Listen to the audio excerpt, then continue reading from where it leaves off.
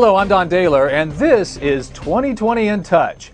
On Friday, we had a new entry in our series, Myths, Lies, and Downright Stupidity. Of the 10 myths we covered, and you won't be surprised at this one, the most talked about was gun control reduces crime. Here's John Stossel. It's about the weapons, the guns. Where did the killer get them? They're shocked at how easy it is to purchase a gun. It is simply too easy to obtain a firearm.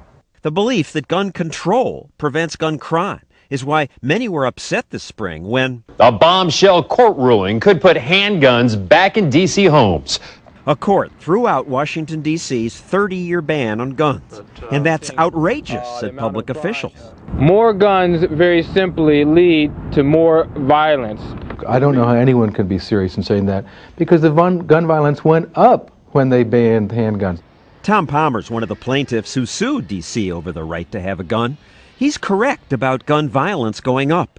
Since Washington's gun law passed, the murder rate actually increased, even while America's murder rate dropped. It's because guns can also save lives, says Palmer, as one saved his years ago in California. We were walking on the street, and this group of young men took really strong exception to that. They stood up. 19 or 20 young guys followed us, and they told us, we're going to kill you, they'll never find the bodies. And I turned around and showed them the business end of a pistol. Just pulling out the gun was enough to stop them. Yeah, it works. Merely having a weapon and being able to display it when I was threatened saved my life. Now you may think that carrying a gun, as Palmer did, is illegal in most of America, but it's not. Many people don't realize that today in America, in about 40 states, it is legal to carry a concealed weapon on your person. And in those 40 states, there is no more violent crime or murder than in states where guns are restricted. The town of Kennesaw, Georgia, went a step further and passed a law requiring every household to have a gun. Did they then experience a crime wave? No. Well, after the city ordinance passed, there was actually a decrease in reported crime in the Kennesaw area, especially violent crime. Now, I don't want politicians ordering me to have a gun, and the law isn't enforced here. But townspeople we talk to like the law. I think it makes people think twice. This is a very peaceful place to be. We should have guns. I mean, that's what free society do. These maximum security felons said they fear an armed victim much more than the police. When you're going to rob somebody you don't know, it makes it harder. And they said gun laws don't matter to them. They don't obey them. I'm not worried about the government saying that I can't carry a gun. I'm going to carry a gun anyway. It's impossible to know exactly how often guns stop criminals, because who reports a crime that doesn't happen? But people use guns in self-defense every day. Often just showing a gun is enough to prevent the crime. When robbers broke into Joyce and Raymond Pappin's home and attacked Raymond, he yelled, "Get the gun, get the gun." Joyce did, and when the robbers saw it, they ran away. Boy, when he saw the gun, he just started running, and they weren't just walking fast, they were running. They had boots on, you could hear them boots a-clopping. Joyce says having a gun changes the balance of power. And here's a controversial idea.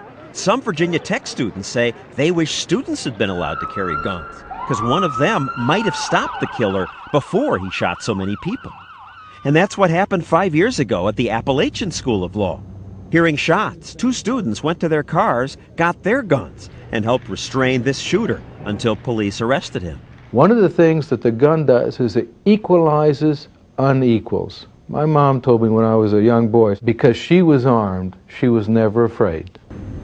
So, gun control isn't necessarily crime control.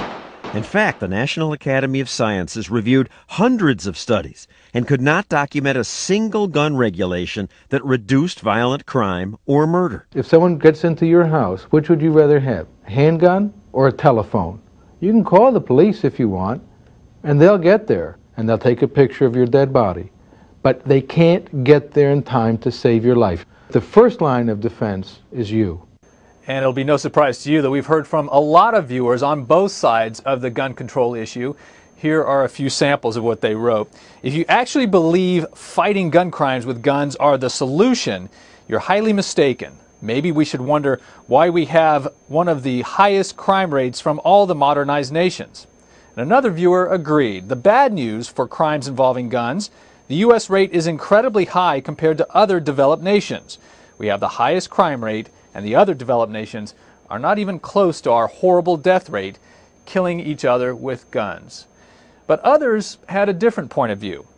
Criminals prefer an unarmed public. Our nation's worst crime statistics and most horrific recent events have taken place in areas that are known to be no-carry zones for law-abiding citizens. There's a reason schools make such good targets for gun violence. Only the criminal will be armed. And another viewer wrote, Canada has the same firearms heritage as the U.S., yet a fraction of the crime. Reason? Guns are not the problem. People are the problem. For all of us at 2020, I'm Don Daler. We're in touch, so you be in touch.